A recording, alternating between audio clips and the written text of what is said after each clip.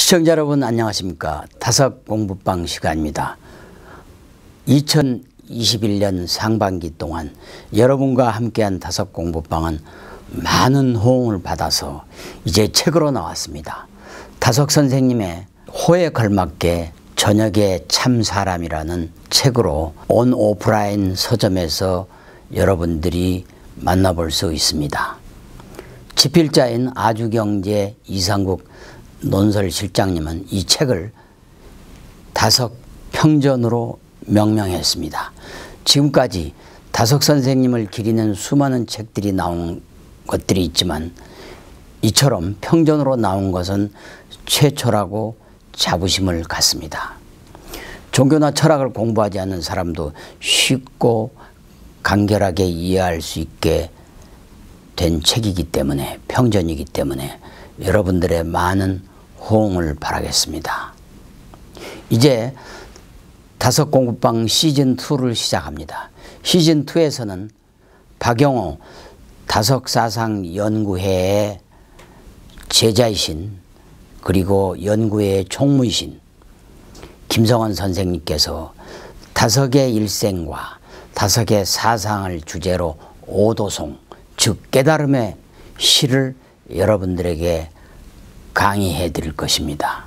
여러분, 깨달음의 시간, 그리고 대한민국 근현대의 영적 스승으로 불리는 다섯 선생님의 오도송을 통해서 함께 사상과 철학의 길을 떠나보시죠.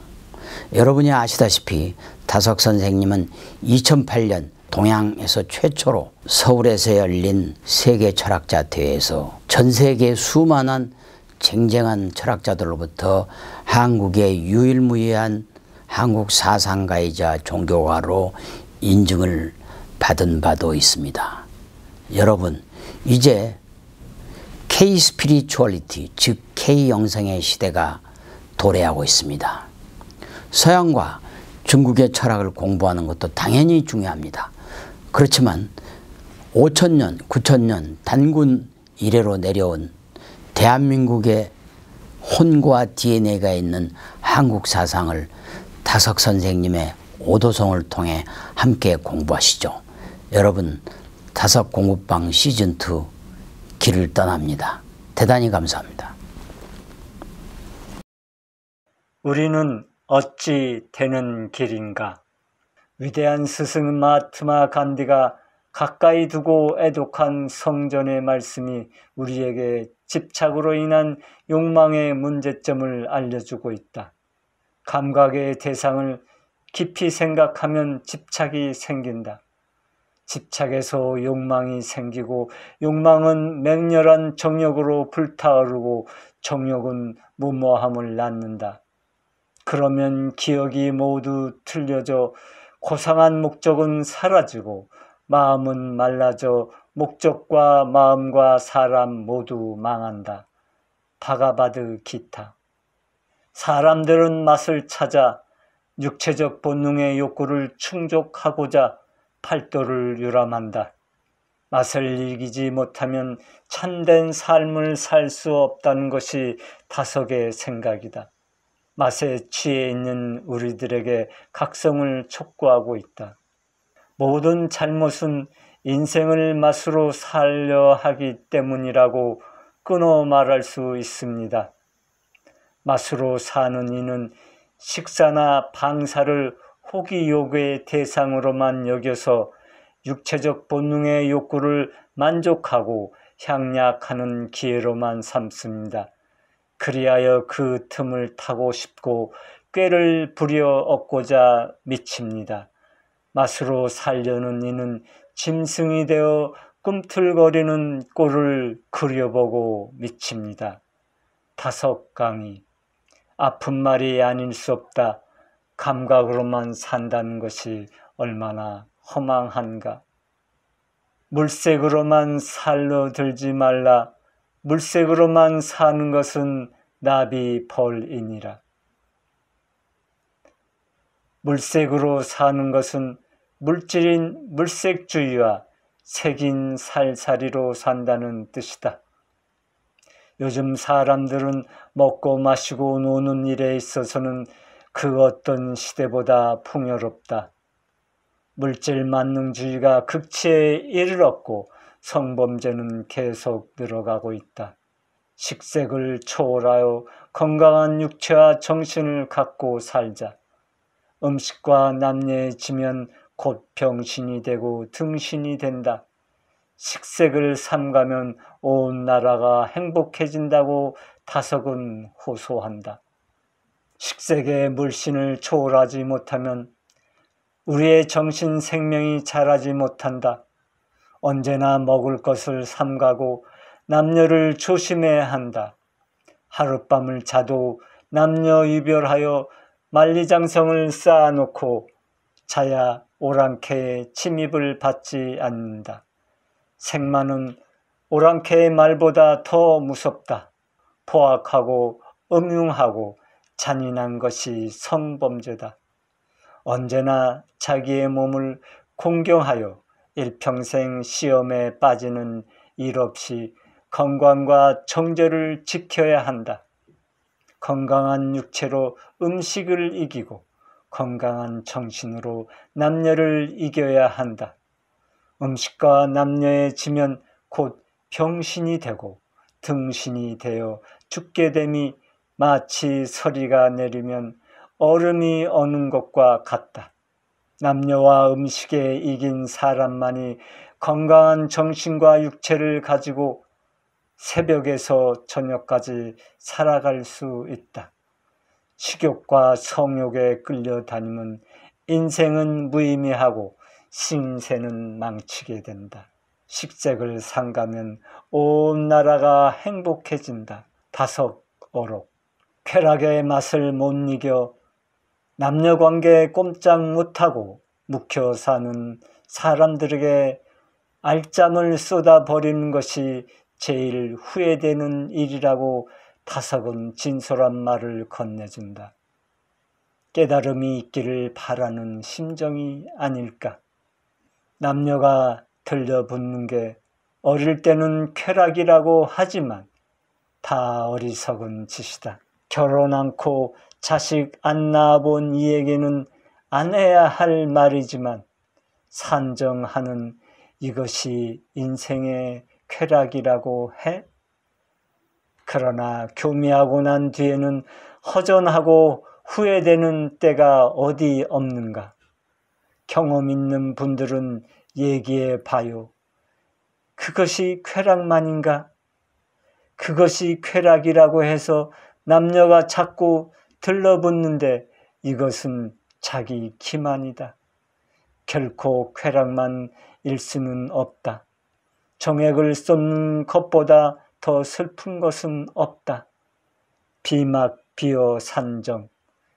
우리의 알짬을 쏟아버리는 것이 제일 후회되는 일이다. 다석어록. 다석은 대낮에 문명의 허영에 취하여 날뛰는 것은 마치 나비가 꿀을 찾아다니는 것과 같다고 말한다. 대낮으로 모자라서 밤에도 불야성을 이루는 네온 사인 불빛에 산다는 것은 점점 더 어두운 데로 들어가는 것이라고 다석이 환생하여 지금 이 시대를 보고 말하는 것 같다.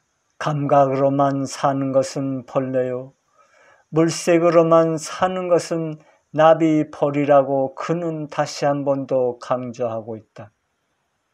자신을 사랑하라는 BTS의 Love Yourself의 노래가 세상에 울려 퍼지고 있는 요즘에 다석은 마치 시대와 역행하는 듯 보인다.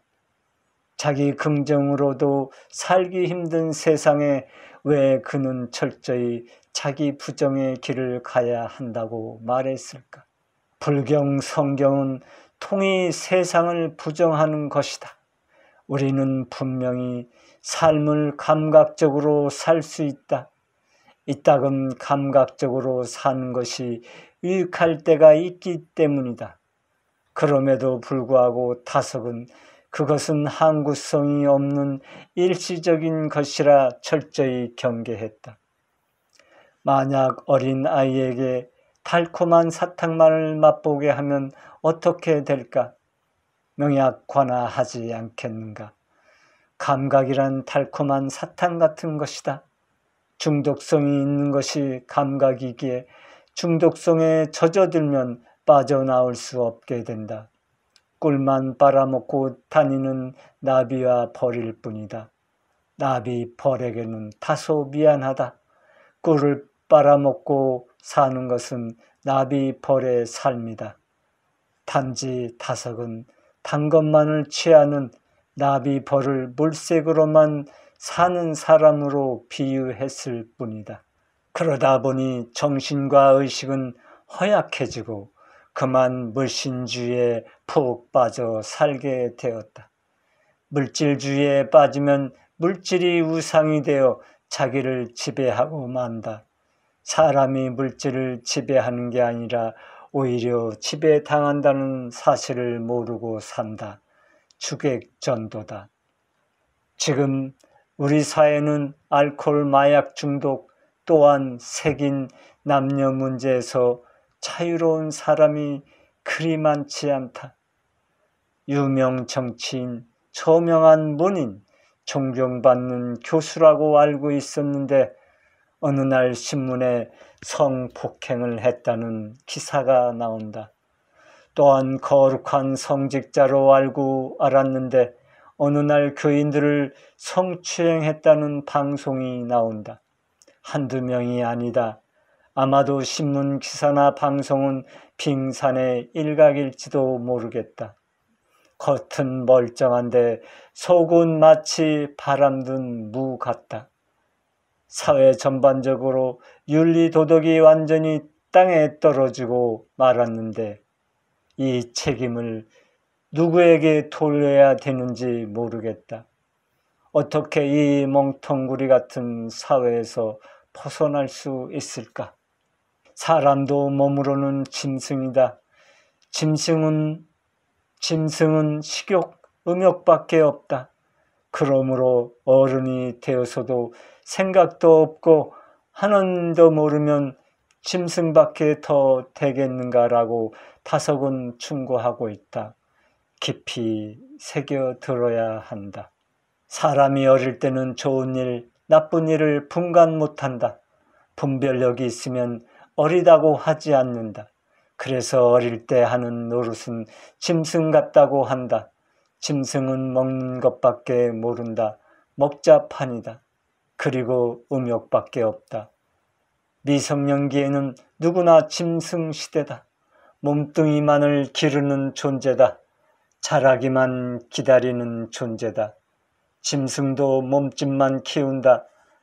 그런데 어른이 되어서도 못된 짓을 하는 사람이 있다. 이들은 짐승 이하의 짐승이라고 할 수밖에 없다. 짐승은 오히려 못된 짓을 하지 않는다. 짐승은 얼이 없다.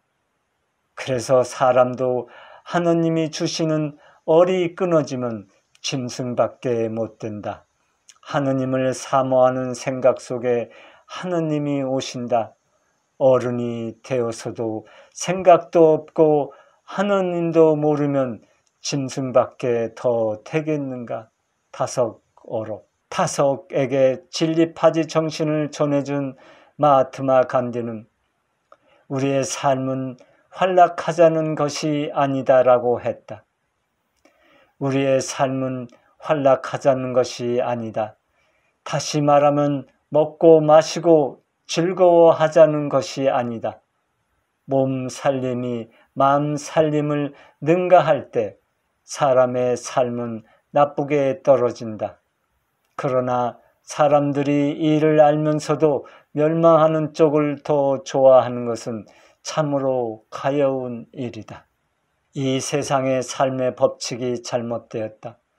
물색으로만 사는 것을 단단히 경계한 타석이 남녀관계가 인격이 빠져나가고 동물적인 욕정으로 떨어지면 사랑은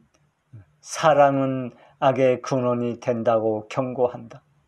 이 세상은 잘못되었습니다. 삶의 법칙이 잘못되었으니 못되었다는 것입니다. 세상 사람은 삶의 법칙을 식색으로 생각하고 있습니다. 재물에 대한 애착과 남녀에 대한 애착이 인생이라고 생각하고 있습니다. 이것이 못된 것입니다. 세상은 그것이 못된 것인 줄도 모르고 있습니다. 못된 것을 바로잡자면 밥도 처자도 잊어버려야 합니다. 식색으로 사는 것은 음란이요 전란입니다. 남녀가 모두 정신을 차려야 합니다. 서로 정력을 낭비케 하여 상대의 생명을 갉아먹으면서 사랑한다고 착각하는 것은 어리석은 짓입니다. 남녀 관계가 인격이 빠져나가고 동물적인 욕정으로 떨어지면 사랑은 악의 근원이 됩니다. 서로 좋으면 좋지 않느냐는 식으로 나가면 사람의 존엄성이 깨져 사람은 향락주의의 찌꺼기가 됩니다. 이 못된 세상을 바로 살게 하는 것이 구원입니다. 다섯어로